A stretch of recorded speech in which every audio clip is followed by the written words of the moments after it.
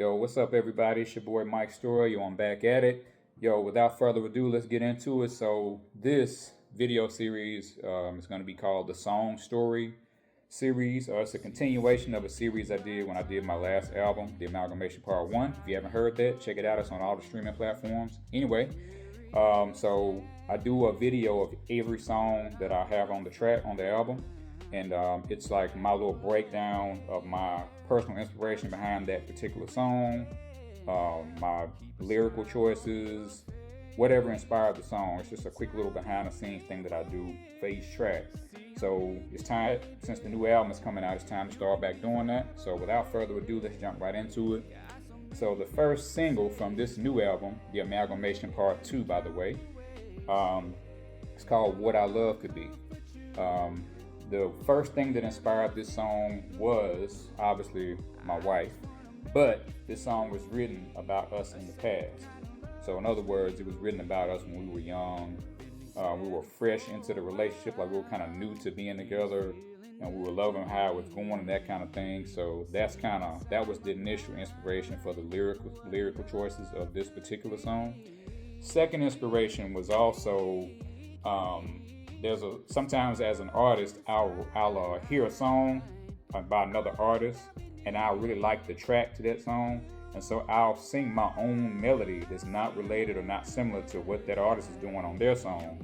I'll sing my own complete different melody to that song, and so that's what I did with this particular song. There's a song by Tiana Taylor called Wake Up Love, and on that song I just started singing to her track my own lyrics and words and melody and all of that, and so that's where the initial melody came from.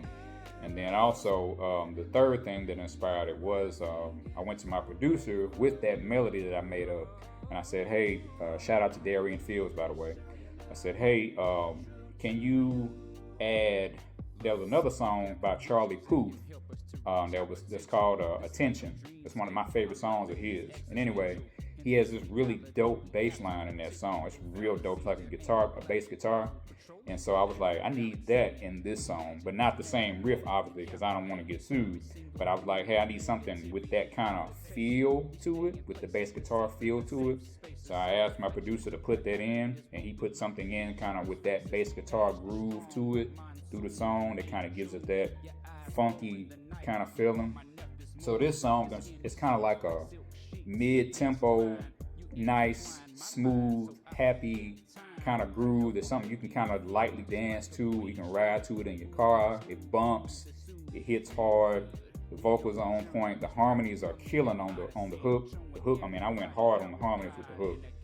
I did what I call a blanket at the harmony. So I was 4-part harmony, and what I did is I did each note twice, just to give it that blanketed, full feel.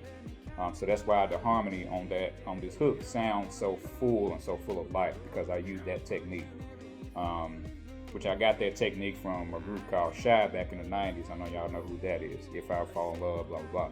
But anyway, so a lot of my stuff is influenced pretty heavily by 90s music, but also 80s music and 70s music. Those are like my 3 favorite decades of music, the 90s being my number 1 favorite. So anyway, that's like a quick breakdown of What I Love Could Be.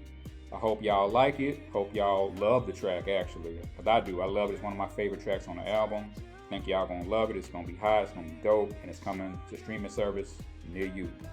Peace out. Holla.